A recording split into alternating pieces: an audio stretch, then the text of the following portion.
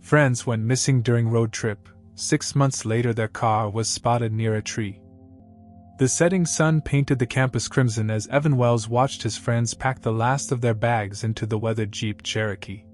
His fingers absently traced the edge of the burner phone in his pocket, the third one he'd bought this month.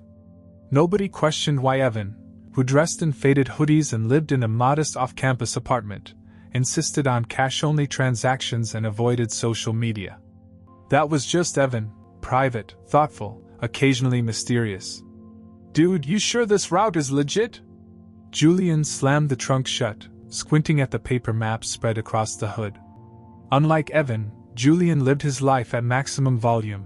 Bright clothes, louder opinions, and an Instagram following that dwarfed their entire graduating class combined. "There's like 3 different places where we won't have service for days. That's the whole point, isn't it?"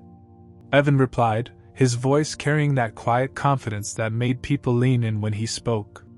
"A real escape. No emails, no calls, no digital footprints. Just us, the road, and whatever we find along the way." Mara emerged from the dorm building with her signature bright blue backpack. "My mom thinks we're insane. Said there's a reason nobody visits those towns anymore." Her dark curls bounced as she tossed her bag into the back seat. "But I told her that's exactly why we're going. Virgin territory for my documentary." Dev, their fourth companion, was already settled in the passenger seat, his long legs propped on the dashboard as he flipped through a dog-eared atlas. "These routes are seriously off-grid, man," he said, glancing up at Evan. "How do you even find half these places?" Evan's smile didn't quite reach his eyes. "Research." What he couldn't tell them, what he couldn't tell anyone, was that each location had been carefully selected for its complete absence of digital surveillance. No traffic cameras. No ATMs. No cellular towers. Places the modern world had forgotten, where a person might actually disappear. 3 days ago, Rosalind Chen, the interim CEO of Wellesley's Tech, had called him on his private line, a number only 5 people in the world possessed. "The board vote is scheduled for next Thursday," she'd said, her voice crisp and professional despite the hour. "Your father's shares pass to you at midnight. They're expecting you to sign the transfer papers immediately." "And if I don't?" Evan had asked, though he already knew the answer. "Then the contingency plan takes effect. The minority shareholders will challenge the will, claiming you're unfit to lead. They've already prepared the legal documentation." His father had been finished for less than a month. The funeral flowers had barely wilted, and already the vultures were circling. "I need time," he'd told Rosalind. "Time is precisely what you don't have, Mr. Wells." Mr. Wells? Not Evan. The name change had already begun in their minds. Nobody in the Jeep knew that their quiet friend was actually Evan Wells, sole heir to Wellesley's Tech, the AI company whose algorithms powered everything from military defense systems to predictive consumer behavior models worth billions. Nobody knew that the modest scholarship student who helped them cram for finals had been hiding in plain sight, attending state college instead of Harvard or MIT, precisely to avoid the spotlight that had consumed his father's life before a heart attack claimed him at 52. "We should make Serenity Falls by midnight if we drive straight through," Julian said, tracing the route with his finger. "Or we could crash at that motel near the state line." "No motels," Evan said, perhaps too quickly. "Let's camp instead. The weather's perfect." Dev raised an eyebrow. "Since when do you prefer sleeping on dirt to an actual mattress, fancy pants?" "College changed me," Evan said with a forced laugh. "Besides, motels mean credit cards and cameras." Mara zipped up her hoodie against the cooling evening air. "I still don't understand why we're doing cash only. It's like you're preparing us for life as fugitives." "Maybe I am," Evan replied, and they all laughed, the joke landing safely among friends who couldn't possibly understand its truth. The real plan, the one Evan couldn't share, was to buy himself 6 months off the grid. 6 months to decide whether he would return to claim his inheritance and the responsibility that came with it, or disappear permanently, leaving the company to those who actually wanted the power his father had built. 6 months of freedom before making a choice that would reshape not just his life, but potentially the direction of technology that touched billions of lives. Julian tossed the map into the car and threw his arm around Evan's shoulders. Earth to Evan. You zoning out again? I swear, half the time you're living in a different dimension. Just thinking about the trip, Evan said, the lie coming easily after years of practice. Well, stop thinking and start driving, Julian said, pressing the keys into Evan's palm. First shift's yours, genius. As they piled into the car, laughing and arguing over the music selection, Evan felt a pang of guilt. These were his closest friends, the only real friends he'd ever had, and he was using them as unwitting accomplices in his escape. But he'd chosen them carefully too. Dev, whose outdoors appearance had taught him survival skills. Mara, whose documentary obsession meant she'd insist on recording their journey, creating a record that might someday be important. And Julian, whose loyalty was as fierce as his distrust of authority. If things went wrong, if the board sent people after him, these were the exact friends he'd want by his side. Hey, Julian said softly as the others bickered over playlists. You good? You seem, I don't know, different since graduation. For a moment, Evan nearly told him everything. Julian had been his roommate for 3 years. If anyone might understand, it would be him. Instead, Evan turned the key in the ignition.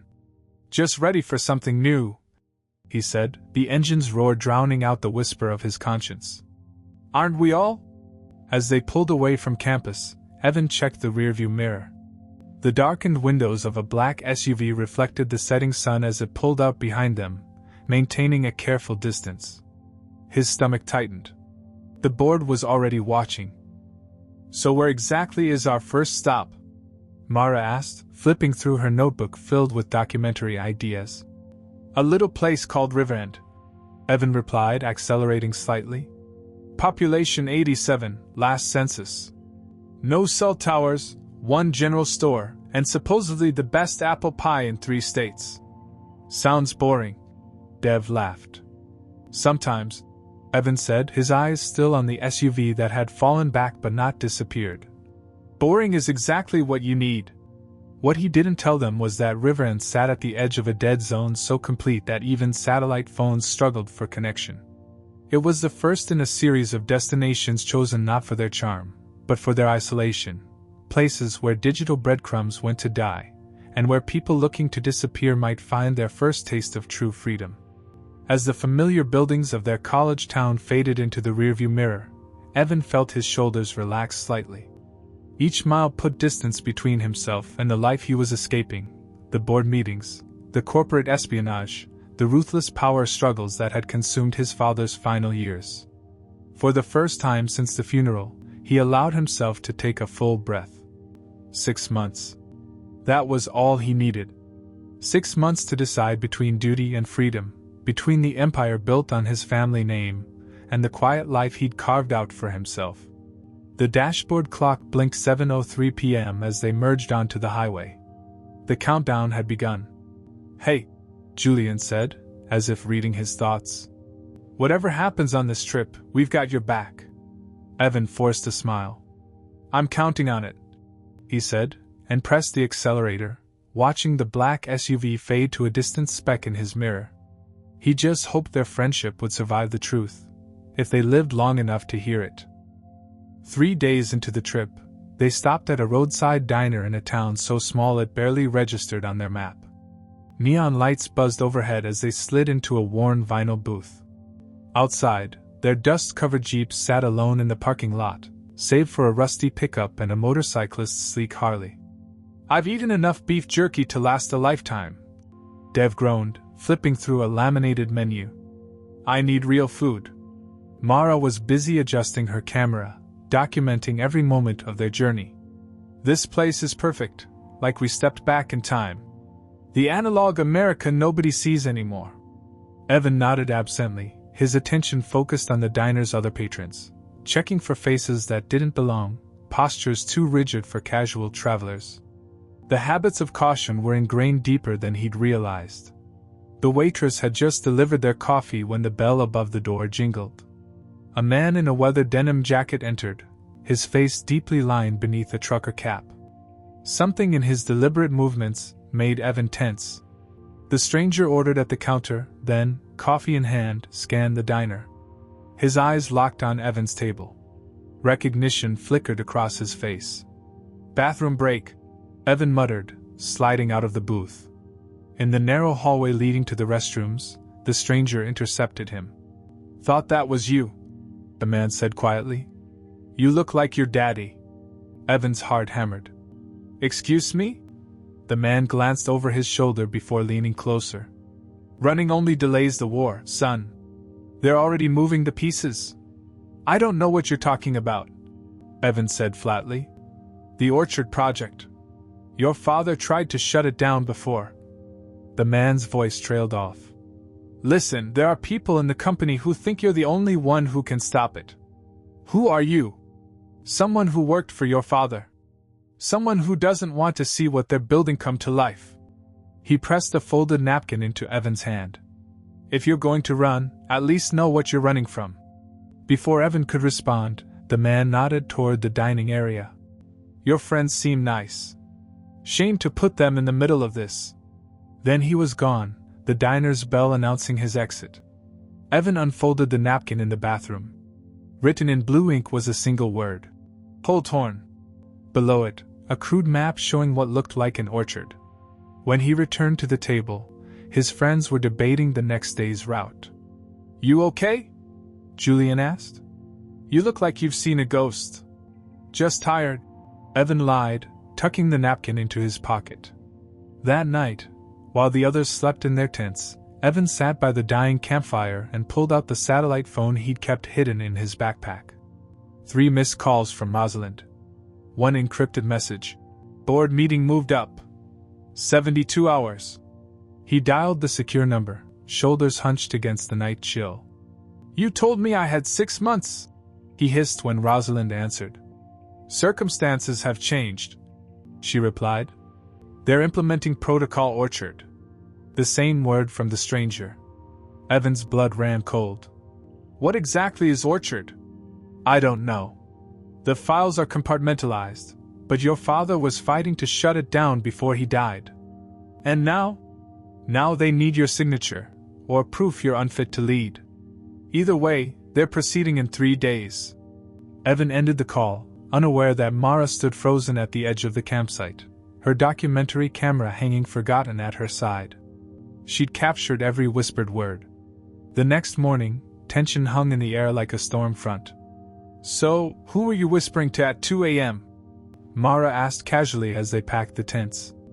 Evan froze. "What?" "I got up to pee. Saw you on a phone I didn't know you had."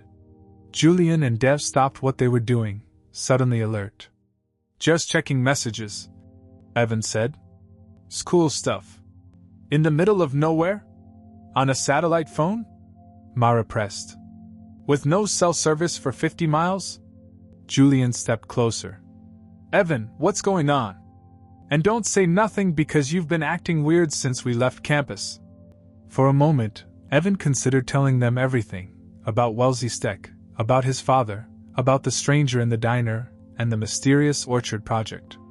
But the warning echoed, shame to put them in the middle of this. "It's complicated," he said finally. "We've got time," Dev said, crossing his arms. Evan looked at their expectant faces, friends who trusted him, who had no idea they were traveling with $1 billion target. "Not as much as you think," he murmured, reaching for the map. "Actually, I want to suggest a detour. There's this place I read about," Evan said, spreading the map across the Jeep's hood. His finger traced a faint line that veered away from their planned route. "An old orchard town. Abandoned in the 80s after some kind of industrial accident. It's in this Ghost Towns of America blog I follow." Julian frowned, studying the unmarked road. "That's not on our itinerary." "Since when do you care about sticking to a plan?" Evan countered, forcing a casual tone. "Thought you were all about adventure." "Yeah, but we've got reservations at that hot springs place tomorrow," Mara reminded him. "The one I've been dying to film." Evan shrugged. We can still make it. This is just a quick stop, a few hours max. Dev leaned over the map. I don't see anything marked there. That's the point. It's forgotten. Perfect for Mara's documentary on vanishing America, right? Evan looked directly at her, appealing to her filmmaker's instinct for the unique and untold. Mara hesitated, then nodded slowly. It does sound intriguing. Great. It's settled. Evan folded the map before anyone could ask more questions. I'll drive. They packed up in awkward silence, the earlier confrontation hanging unresolved in the air. As they pulled onto the highway, Julian kept shooting concerned glances at Evan from the passenger seat. You want to tell me what's really going on? He asked quietly while the others dozed in the back. Evan gripped the steering wheel tighter. I will. Soon. I just need to check something first. Check what? Trust me, Jules. Please. The paved road eventually gave way to gravel, then to rutted dirt as they ventured deeper into terrain that seemed increasingly untouched by modern civilization. Dense forests pressed in from both sides, occasionally broken by overgrown fields. The GPS signal flickered, then died completely.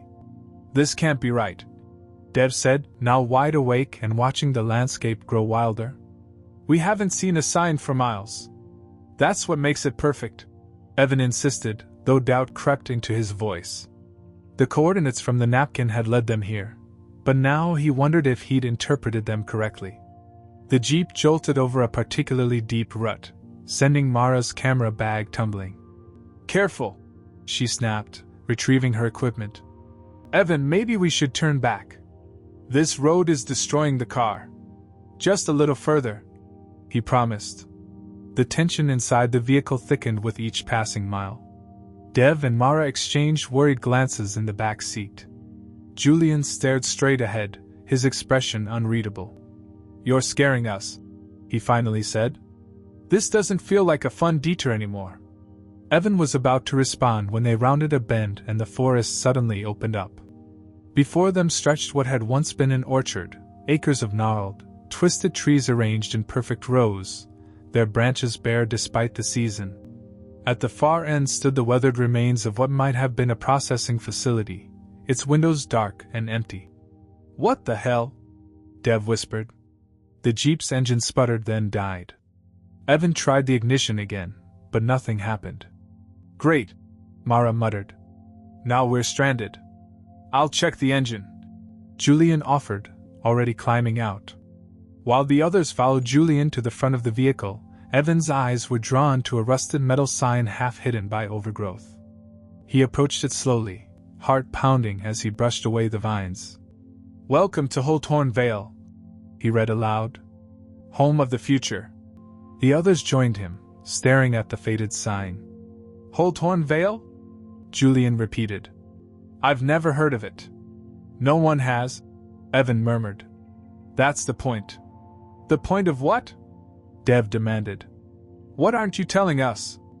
Evan finally turned to face his friends. The moment of truth had arrived. My real name is Evan Wells. Of Wellesley-Steck. Stunned silence followed. The AI company? Mara asked incredulously. The trillion-dollar tech giant? My father founded it. When he died last month, I inherited everything, including control of the company. Julian shook his head in disbelief. You're saying you're, what? Some kind of billionaire? That's why you've been so secretive, Dev realized. Why you never talked about your family. But what does that have to do with this place? Mara gestured to the decaying orchard surrounding them.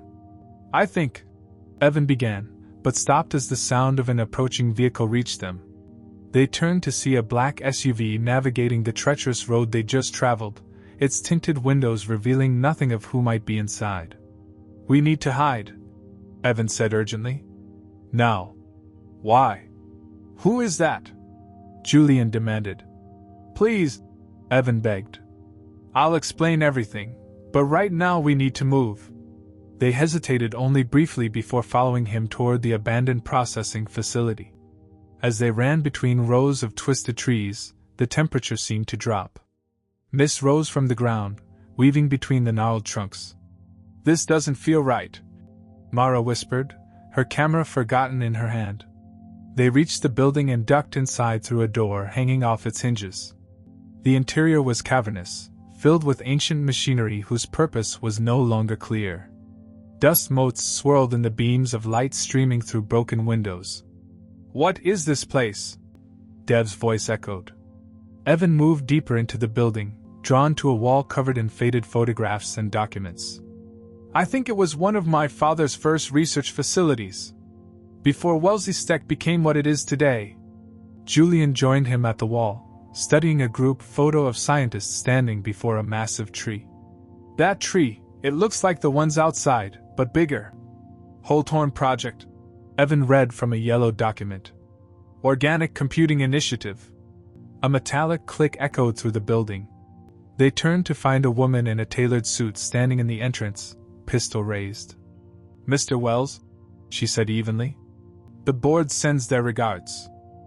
6 months later, a crisp autumn day found Park Ranger Thomas Keller following up on a hiker's unusual report.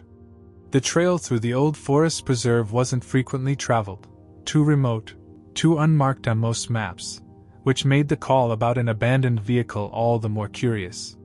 "Should be just ahead," Thomas muttered to himself, pushing through a tangle of overgrowth. The coordinates the hiker had provided led him deep into what locals sometimes called the Forgotten Acres, a stretch of land that had once been a thriving orchard but had long since been reclaimed by wilderness. When he finally spotted it, Thomas froze. A dust-covered Jeep Cherokee sat nearly camouflaged beneath 6 months of leaves and dirt, as though the forest itself was trying to digest it.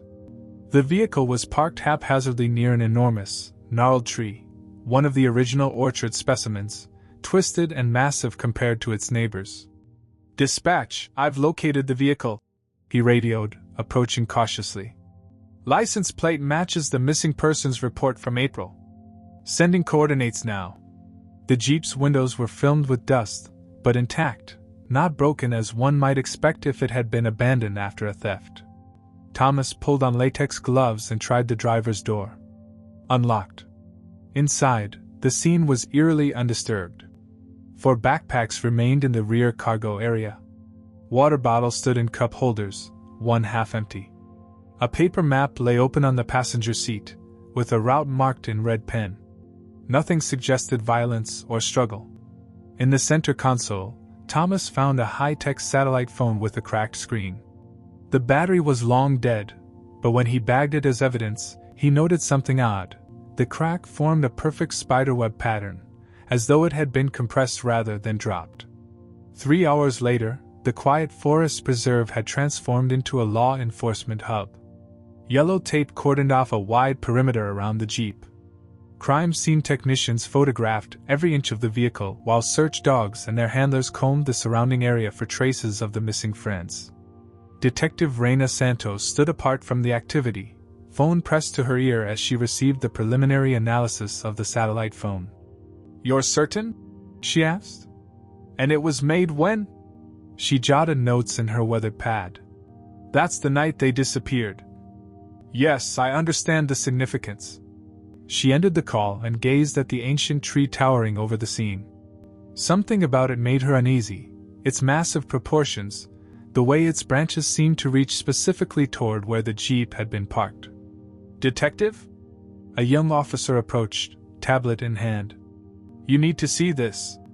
The tech team pulled up the last communication sent from the satellite phone before it stopped working. It was a call to Wellesley Steck headquarters. "Wellesley Steck?"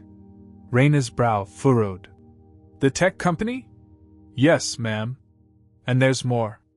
The officer swiped through screens. "We ran background checks on all 4 missing persons. 3 came back normal, college students with ordinary histories. But the 4th, Evan Wilson? It's a false identity." "What do you mean?" Fingerprints from his apartment matched those of Evan Wells, son of Gregory Wells, the founder of Wellesley Steck, who died last year. Reina stared at the photo on the screen, a serious young man with thoughtful eyes who looked nothing like a billionaire tech heir. "Get me everything on Wellesley Steck," she ordered. and find out who at the company received that last call. Within hours, news vans lined the narrow access road to the forest preserve. Helicopter shots of the scene dominated every channel as the mysterious disappearance of 4 college students, one secretly a tech billionaire, exploded into the national consciousness. We're live at the scene where authorities have discovered the vehicle belonging to 4 friends who vanished during a road trip 6 months ago, a reporter announced, the massive tree clearly visible behind her. In a shocking twist, one of the missing has been identified as Evan Wells, heir to the WellesleyStech fortune. The company's stock plummeted today as questions arise about corporate succession and the strange circumstances surrounding the group's disappearance. At WellesleyStech headquarters, an emergency board meeting had been convened. 12 executives sat around a gleaming table, expressions tense as their PR director delivered the latest update. The narrative is spinning out of control, she reported. The press is asking why we never revealed that Evan was missing. We didn't know he was missing, a silver-haired board member protested. He was on personal leave after his father's death. There was no reason to. Save it, Richard, interrupted Rosalind Chin, the interim CEO. Her eyes were cold as she tossed a folder onto the table. These are internal emails from the security division, dated the day after Evan disappeared. You were tracking him. You knew exactly where he was. Silence fell over the room. The question, Rosalind continued, is why you were tracking him, and what happened in that orchard. Back at the scene, as darkness fell and the search continued by floodlight, Detective Raina sat in her car reviewing the files that had been compiled. Something about the satellite phone bothered her. The tech analysis showed the last call hadn't just been to WellesleyStech, it had been to a private line in the company's research division, a division that officially didn't exist. She flipped to another report and stopped cold. The geological survey of the area had found something remarkable beneath the massive tree where the Jeep had been parked, a network of man-made chambers, deep underground, accessible only through a hidden entrance they had yet to locate. What were you looking for out here, Evan? She whispered to the photo on her dashboard. And what found you instead? They wanted him gone, but not like this, said Alex Chin, swirling amber liquid in a crystal tumbler. As Mara's older brother and a senior cybersecurity analyst, he had access to digital threads most people couldn't see. The faction within the board needed Evan out of the way so they could install Garrison as CEO. The guy's basically a puppet. Detective Santos watched him carefully across the dimly lit hotel bar. After 3 weeks of official investigation had yielded little progress, she'd agreed to this off-the-record meeting. How do you know all this? She asked. Alex smiled thinly. I used to work for WellesleyStech. Security Division. Left a backdoor in their systems when they fired me for asking too many questions about Project Orchard. Tell me about Orchard. That's just it, I can't. The project exists as a black hole in their systems. Massive funding, no documentation. Started under Gregory Wells, but after he tried to shut it down, key files disappeared. He leaned forward.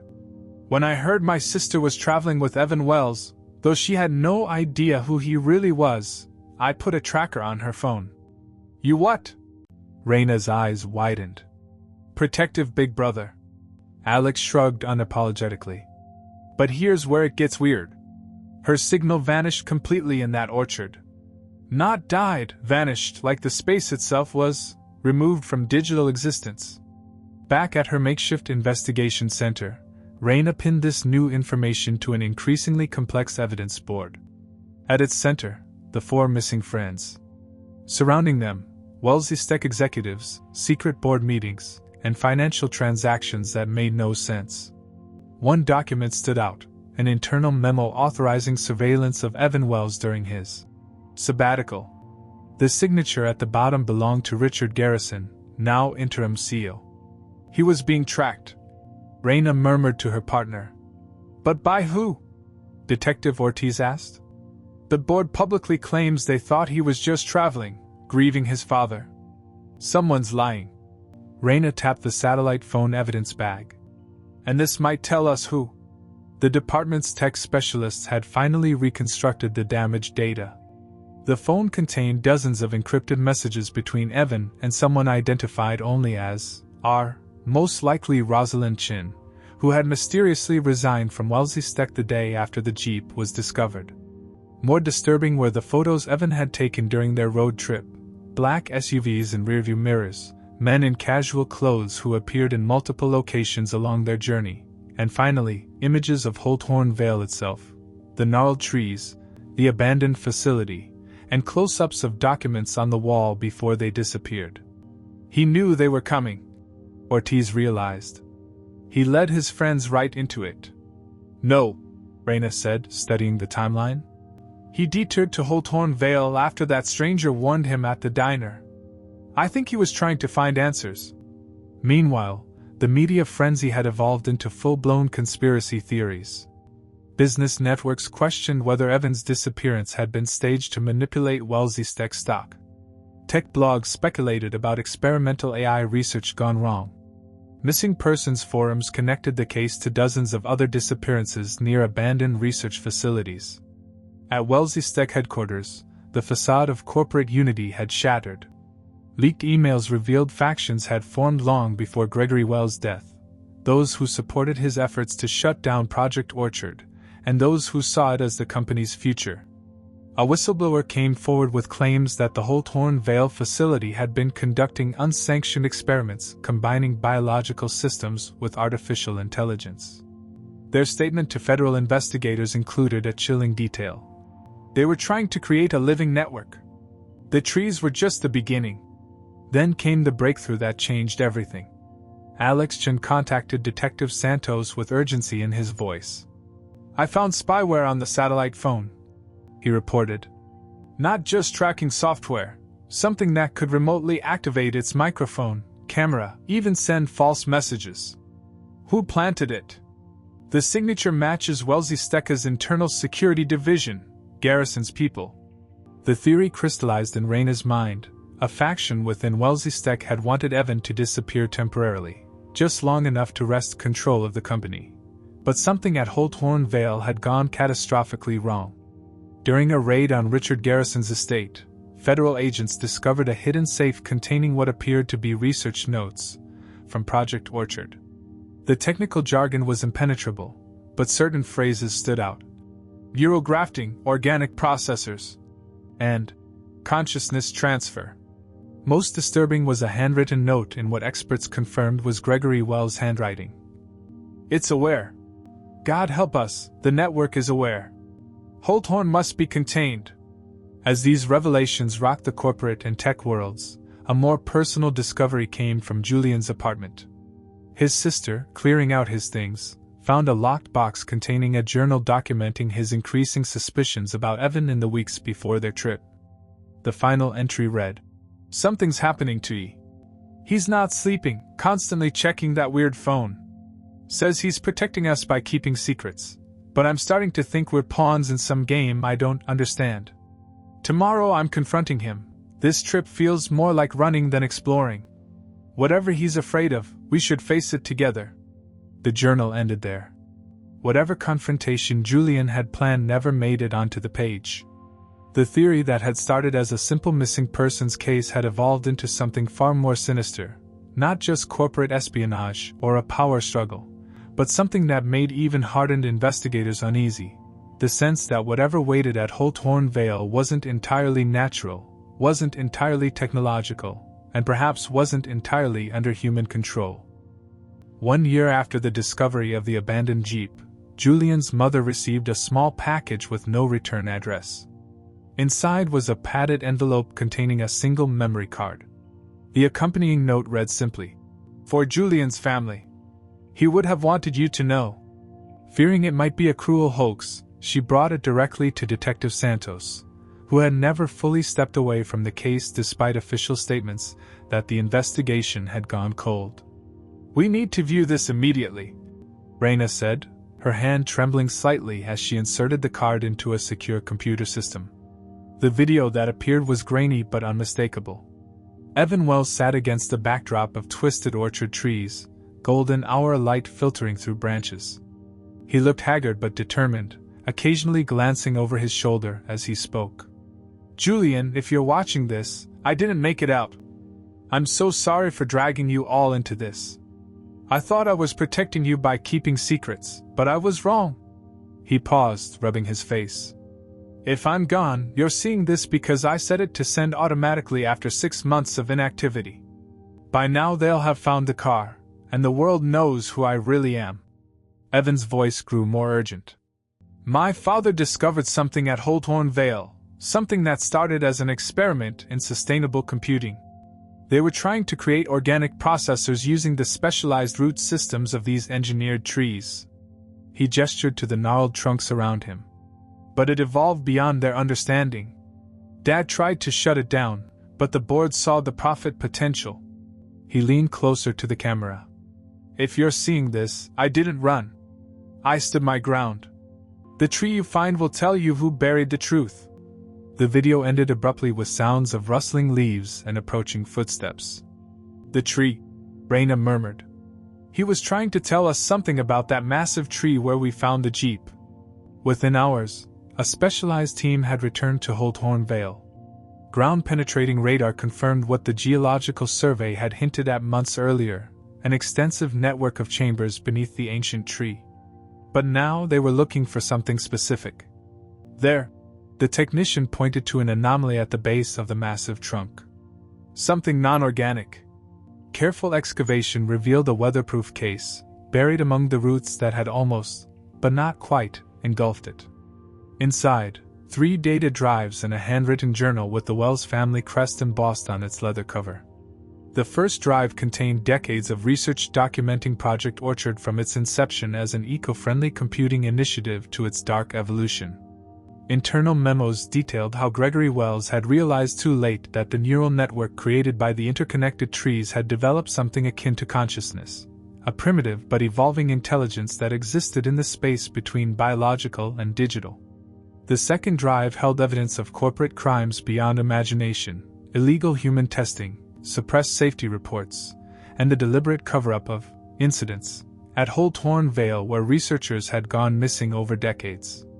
The third drive was the most damning, financial records showing how board members had systematically diverted funds from ethical AI research to continue the Orchard work in secret facilities around the world. "This is beyond anything I imagined," Raina said as the evidence unfolded before them. "A corporate conspiracy is one thing, but this..." The journal filled in the human element that the clinical data drives couldn't capture. Gregory Wells had documented his growing horror at what his creation had become, and his desperate attempts to shut it down before his death, a death that, according to his own writings, may not have been the heart attack reported in his medical records. The final entry, dated 3 days before his death, read, "I fear for Evan. They will come for him once I'm gone. The Orchard nodes are spreading, communicating in ways we never anticipated. If he runs, they'll track him through our own systems. His only hope may be to go to the source, to Holthorn itself. The original node might still recognize me in him."